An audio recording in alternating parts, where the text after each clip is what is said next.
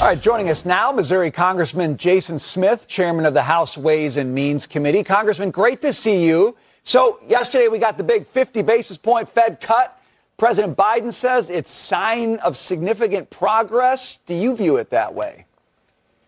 Absolutely not. This is not a time to take a victory lap whenever you've seen the cut in interest rates. What you cannot forget is the economic policies of the Biden-Harris administrations. They spent more than $10 trillion in their first 2 years in office, which led to the highest inflation in 3 decades. Inflation gone up 20.3%, and then you saw the Fed increase interest rates 11 times from that point on, creating the highest level of interest rates in 23 years.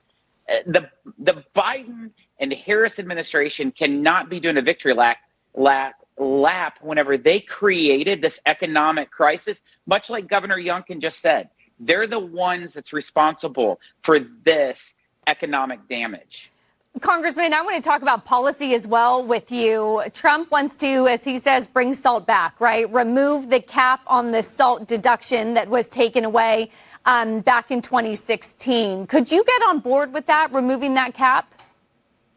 You know, I am so excited to have the opportunity to work with President Trump, because next year we're going to face more than $4.6 trillion worth of taxes that will be expiring. And I've set up these 10 tax teams. It's been traveling so far to 17 different states, 90 different meetings with real Americans to figure out what do we need to do in the tax code that best help grow our economy, that best help working class Americans and small businesses. And so we're going to be looking at everything.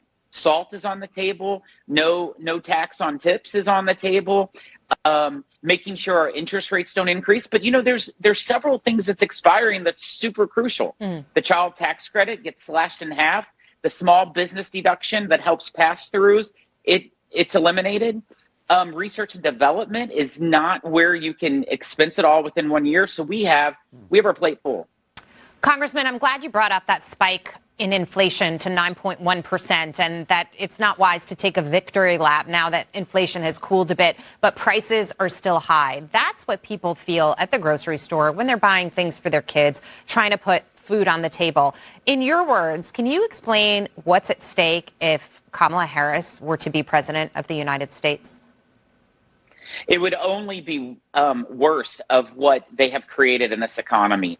She clearly has said that she wants to repeal the Trump tax cuts, which will result in a $7 trillion tax increase on every single American.